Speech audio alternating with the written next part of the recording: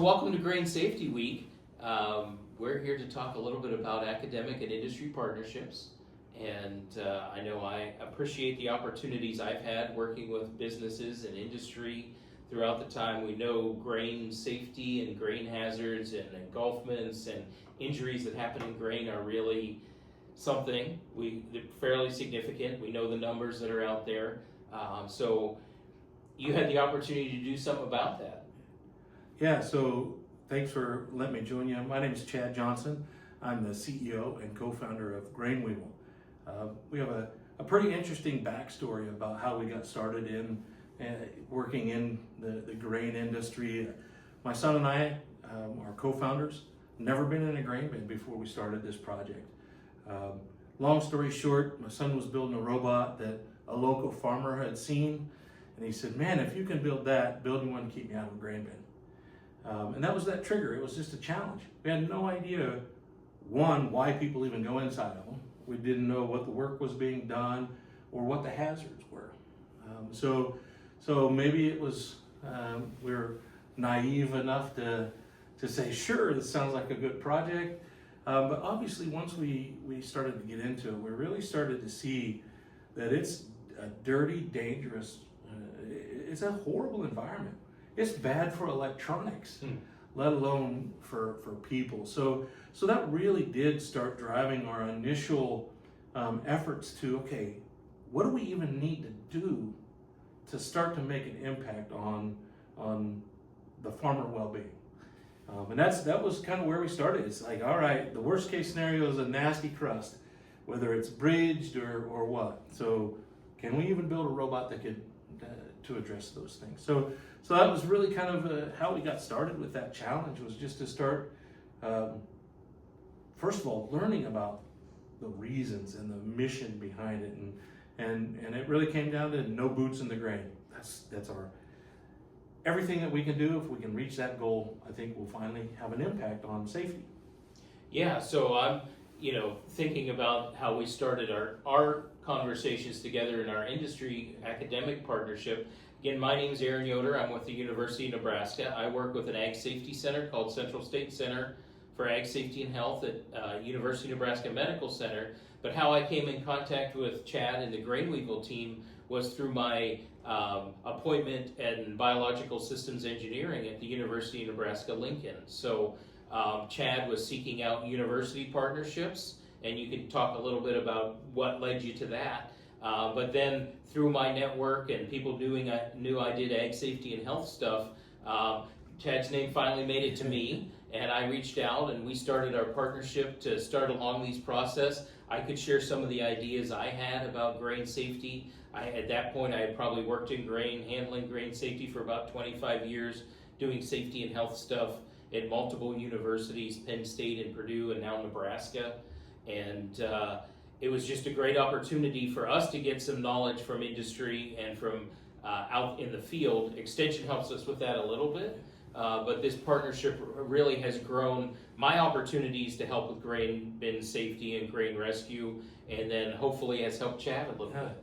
It is, like I told you, as we started this process, never even been in a grain bin before. Building a machine like this, the hardware, just the robot itself is hard. The environment is extremely hard. It's one of the worst environments that you could even want to build a robot. So we started to go into this. We had the experience on building robots, but not this depth that we needed. So we had to seek out help. When you're trying to tackle problems that are really hard, you've got to surround yourselves with the right people. So as we started to go through our process, we were very fortunate to get a National Science Foundation SBIR, so America's Seed Fund, founded or run by the National Science Foundation.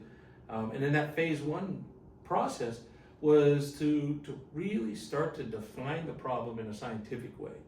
And that's where we started, okay, we need to seek out help. And that's using that grant funding got us the help from Dr. Yoder.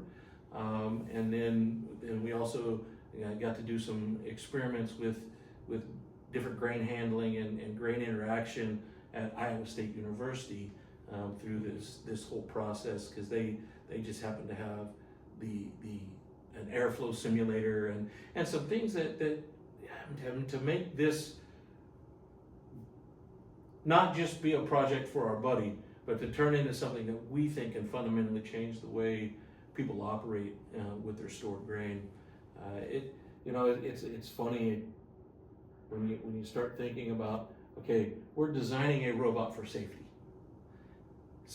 What's the safest thing? Keep people out. Okay, that's our goal. And then you look at our robot and you're like, is that robot safe? And that's where Dr. Yoder was able to come in and help us even think through all of the stages and safety levels. We do have a compliance and safety engineer, Trent, who has great backgrounds in all sorts of safety aspects. But just looking at it from the industry side, it's a lot different. So when you were able to come in and work with Trent and we start digging into our safety integrity levels and how to do safety assessments and looking at the human side.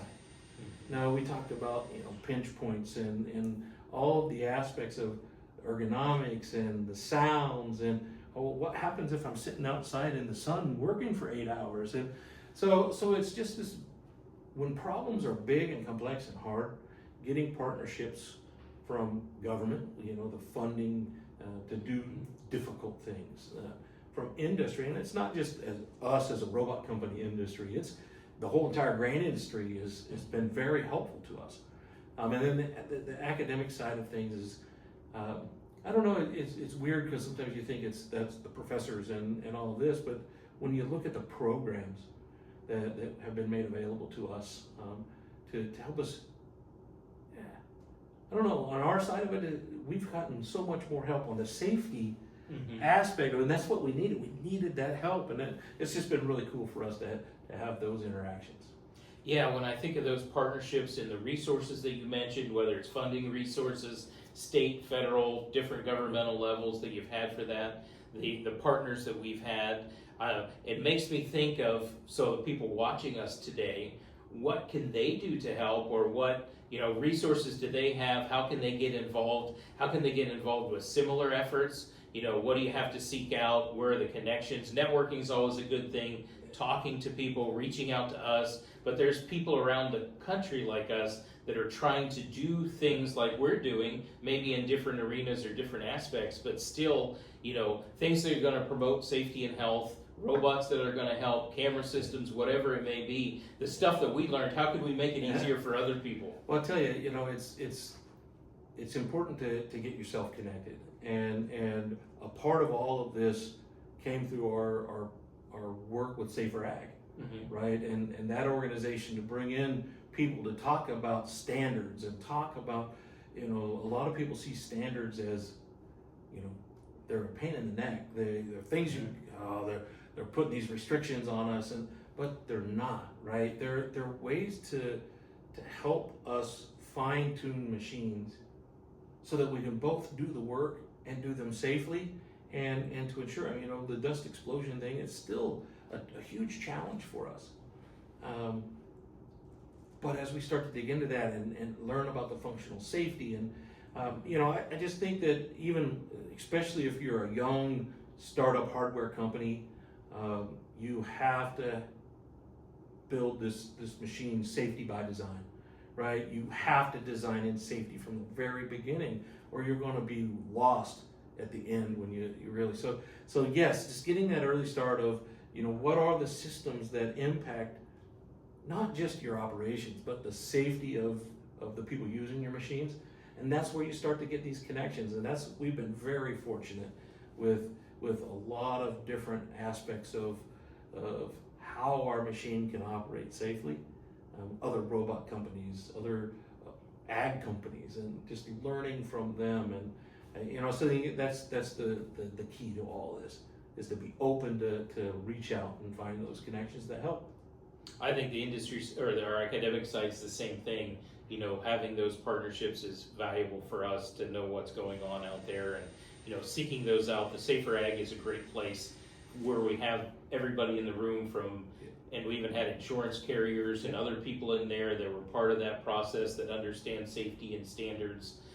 So I just encourage everybody that's listening to us to seek out some partnerships, ask for what you need, and oftentimes if we don't know the answer, we know somebody that does. So we're happy to share that, and that collaborative effort is going to get us a lot further than not collaborating with others. That's right. We're super excited about the all of the efforts to raise awareness for grain safety, grain bin safety, all of the pieces. There are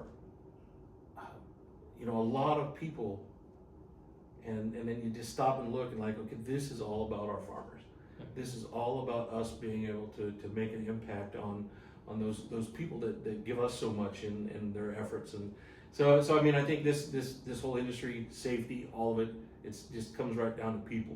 And I'm excited to be a part about this, and we're open to anyone that wants to contact us. We have 14 people, and one of them is a safety engineer.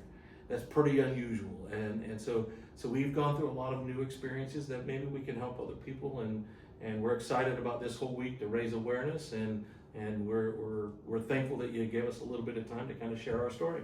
Yeah, thanks for having us, and be safe out there.